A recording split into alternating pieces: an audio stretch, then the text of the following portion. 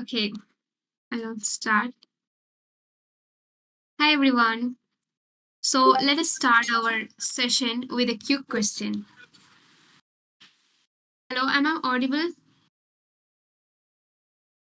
Yep, we can hear you. You're good. Okay, so let us start our session with a quick question. So, how many of you have Googled a health symptom and was convinced something is terribly wrong with yourself?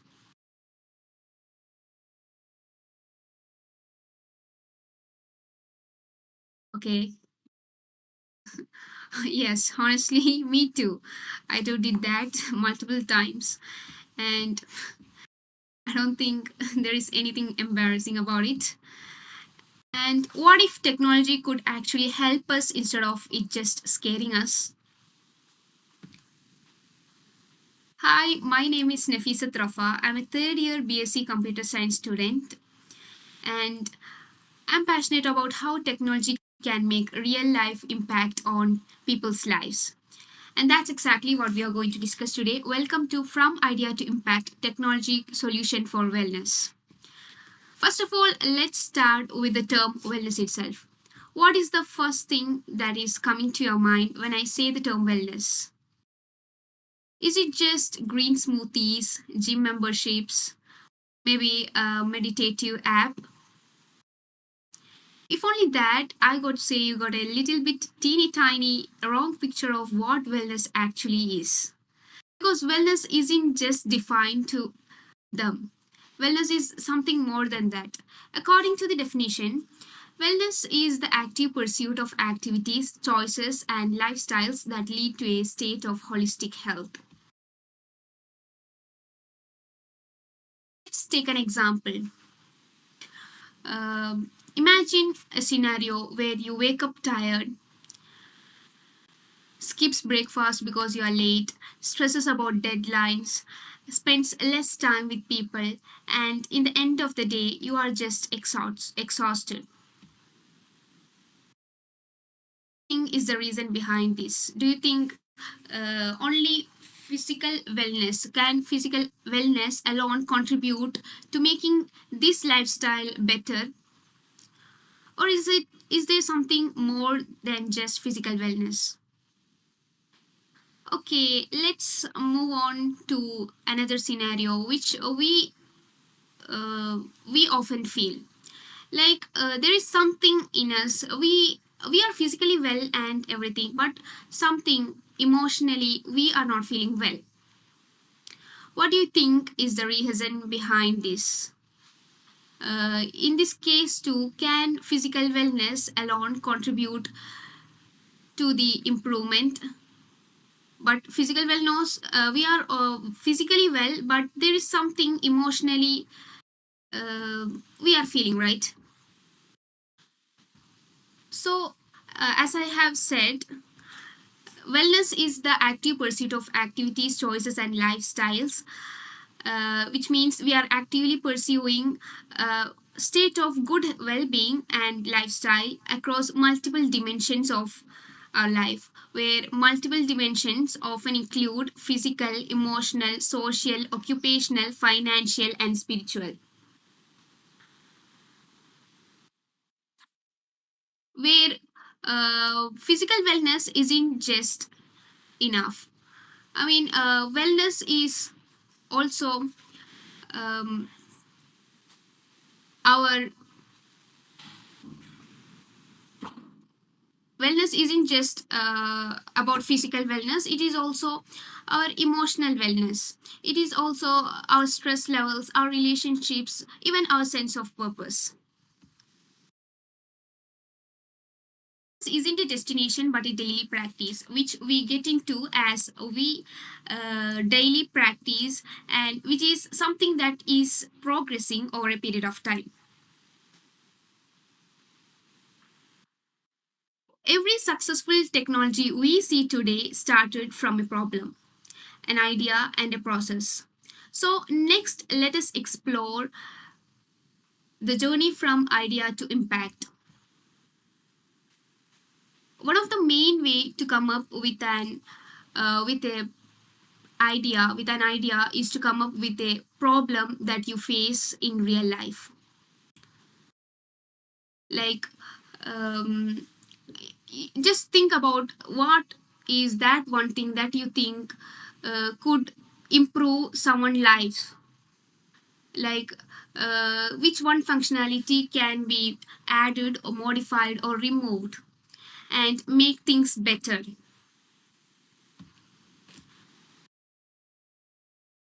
One aspect of a successful technology or a successful idea is how impact it has on others and how useful the idea is. The first thing you should do is notice. When you want to solve a problem, notice it first. Noticing is the first step towards solving a problem. Let's take an example where we discuss about a noticed problem, and let's look how we can narrow down and find the root cause of that problem. A case I'm taking is dehydration. It is a problem faced by the college students, and most of the time they ignore it. So when we notice a problem, and uh, we should narrow down to the root cause. How can we narrow down to the root cause? Just simply ask the why. Because now we have a problem, dehydration among college students. Ask why and dig deeper into the whys. You will get the root cause and how that root cause can lead to a solution and hopefully a technology which have impact on all the people. So here is a list of whys I have listed down and possible solutions. The first why I am going to ask is why don't they drink enough water? Possibly they are busy because of the classes, deadlines, etc. And they don't have time to think about it. Their time is already spent on the classes and other things they deem to think is important. They don't have time to think about drinking enough water. Okay, when we narrow down to a solution, you should dig deeper into that solution. Like in here I told they don't think about it.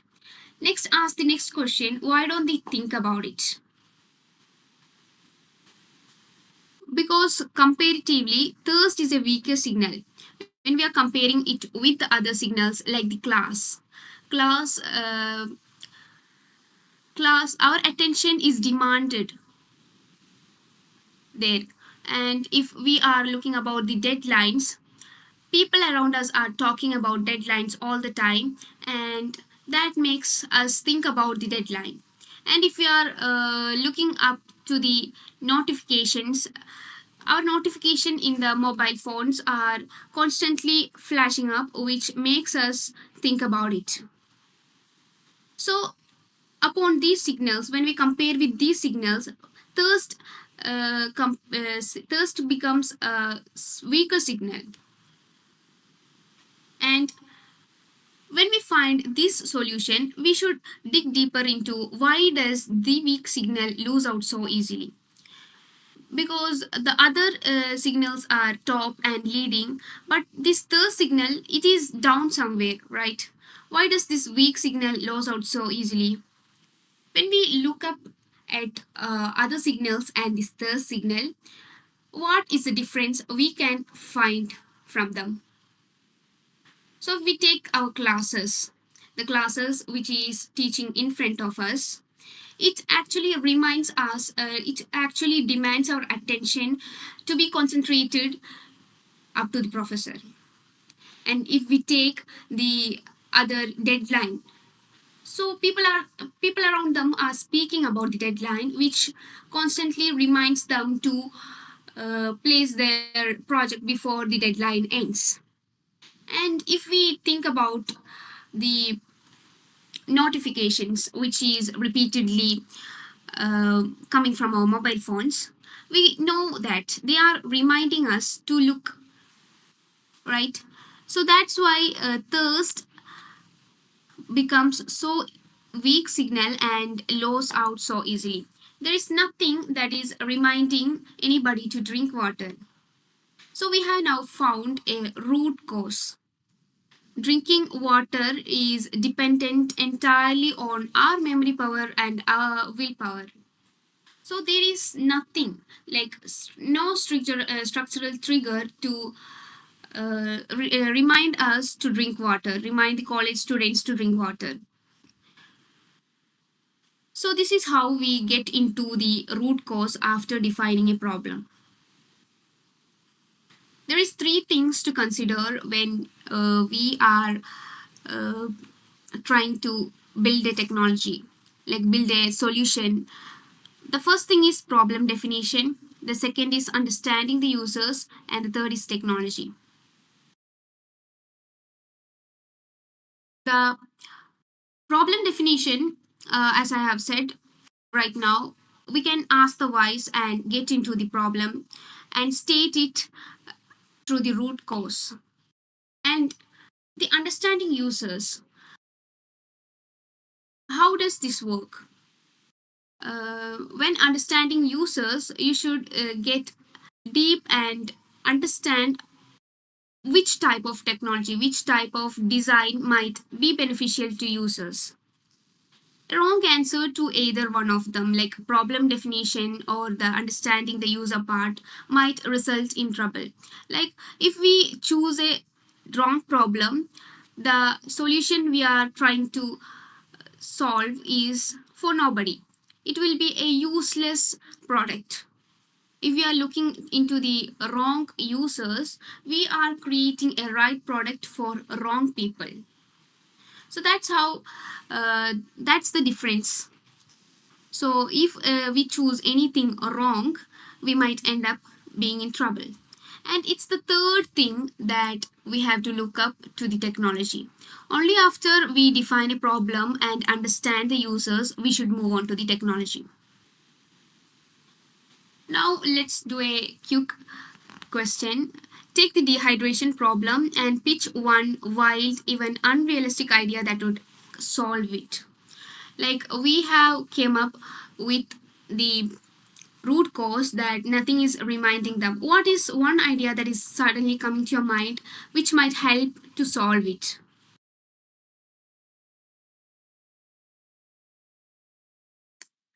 What do you think might be one solution which can help for the dehydration problem?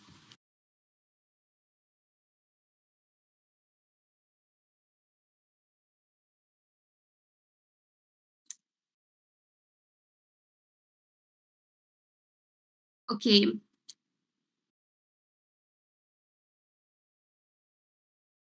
this phase is called the brainstorming phase. So where you get to look up to the ideas and come up with as much as ideas. There is no idea as a bad idea. Every idea are welcomed. You should explore as much possibilities as possible and come up with any unrealistic idea. Yes, people if people aren't hydrated enough, start having their bosses and teacher make them go. Yeah. Yeah. Okay, so what I was saying was uh, you can have some ideas, like for example for a dehydration problem here I have listed three possible solutions, three possible ideas. One is phone trigger. Like if you are opening a specific app, it triggers you to drink water, it gives a notification to drink water. It's a possible solution. We can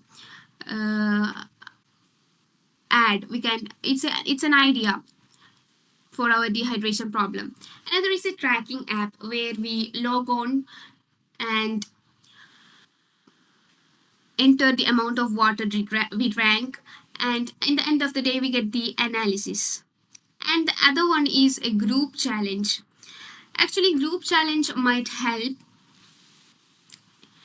be a great solution because it helps in a way like friends can nudge each other and have the ideas shared, and even have a leaderboard where they can maintain the streaks and everything. So after we consider these, like the problem definition, understanding the users, and brainstorming part, then we should look up to the technology. So technology should be a tool, not a starting point. We should not build a problem based on the technology, but a technology based on the problem we have formed. So, as I said before, match the technology to the need, not the need to the technology. Here are some list of the needs and possible tech solutions I have written. So, one is notifying. If in our hydration case, we said that notifying the user or notifying a student would be beneficial to drink, encourage them to drink more water. So if you want to notify, you can push notifications over a period of time, like schedule alert systems. And if your idea is that something should be stored and stored, you should create a simple database and a dashboard. If your idea is learn and personalize, you can use the AI and machine learning. If your idea is to connect people, a possible tech solution is shared tracker or group app. So this is how you get to match the technology to the need and not the need to the technology. After you have lined up all these, like you have prepared, you have stated the root cause and stated the problem and understood the users and found a technology that best fits the case, you should now ask the questions, reality check questions, like does this solve the problem? Will the users actually use it? Can we build it with our skills, resources, and time? If possibly the answers to all these questions are yes, then you're good to go. You can start building your product.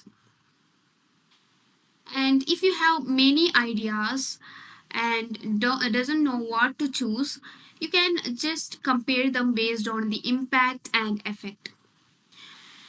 Try to choose a product, try to choose an idea which has great impact and is relatively easy to build. It might be the best kickstart. Now you have idea, um a problem, and everything. The next transition is from that idea into something real enough to test. There is a difference between a conceptual idea and a working prototype. The idea is perfect. There is no bugs, no technical limitations, no real users. But a prototype, it is imperfect. It breaks, it exposes weakness, it teaches you something real. And that's exactly why a prototype is actually valuable than anything.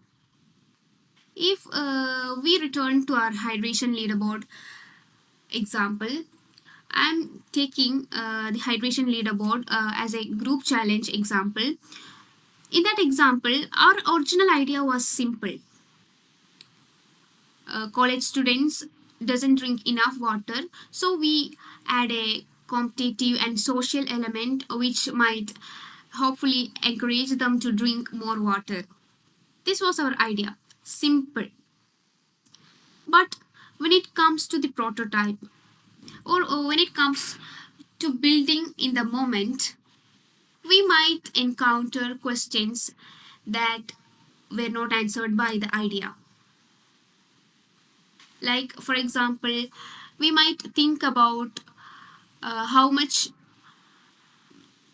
how do we input the water we drank? Like, is there a button or should we enter it using the input? Or should the data be reset every day, or should it accumulate over the time? Or maybe what solution is there to make the leaderboard fair?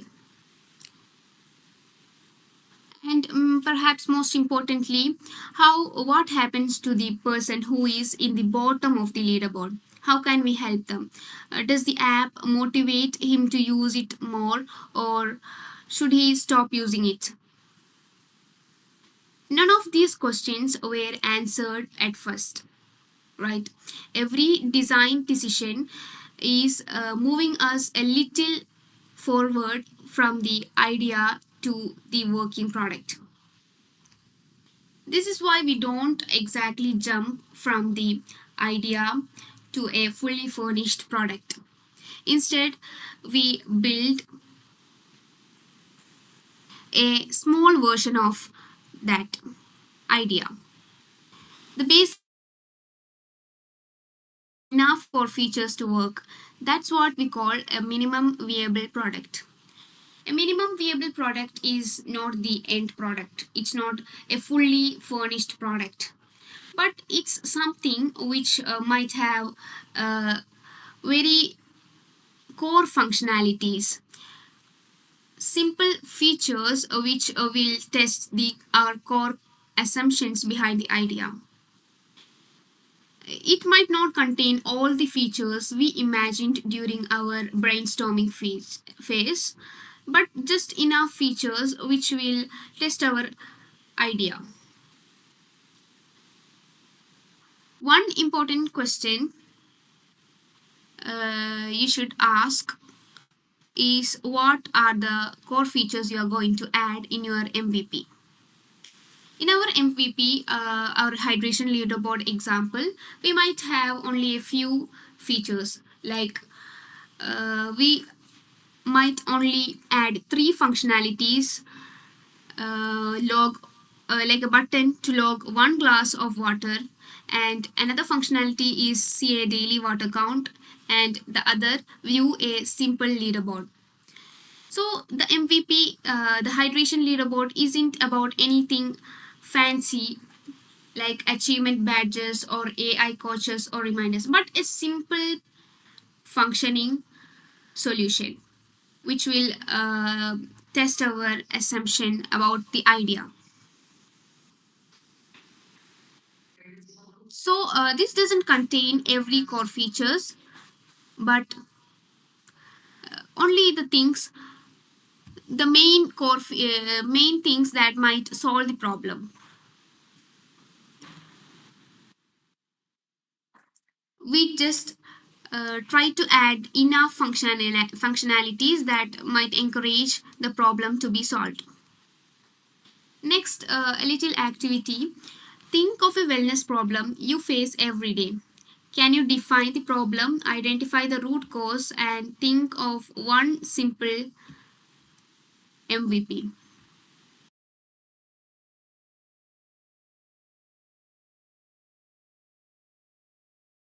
There might be many problems, like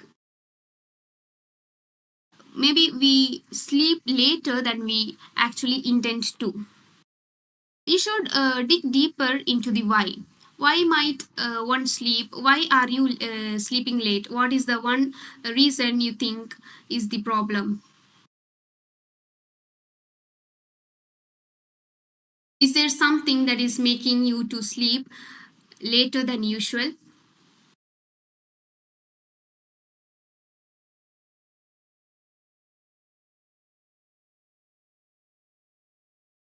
Yes, phone addiction is a great cause, and actually, we can narrow down to that problem. We are using our phone at night and losing the track of time. We're just doom scrolling, and that causes for our poor sleep routine. And one simple MVP we can come up with is a simple bedtime app that starts a countdown and gives us a reminder to put the phone away.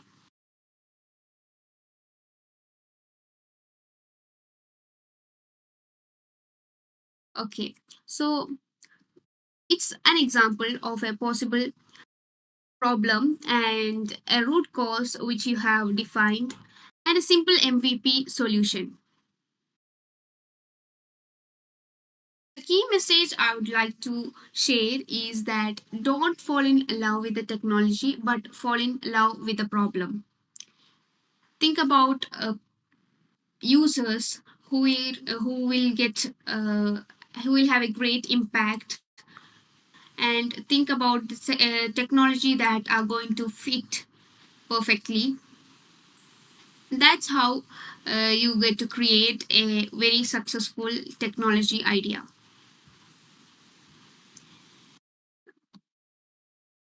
Okay.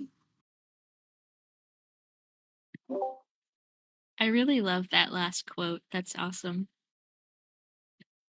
Mm, thank you. Okay, so is this is the end of the presentation, right? Yeah, yeah. Is there any Okay. question?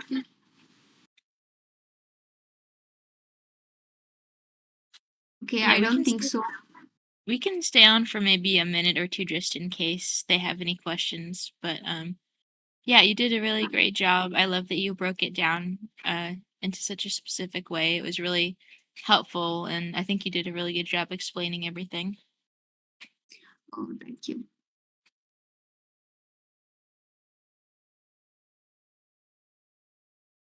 Okay. Yeah. Looks like there aren't any Okay. questions, but thank you so much. Thank you everyone for having me, and good luck for your hackathon. Thank you. All right. You guys can tune back in about 15 minutes for the next workshop. Thank you.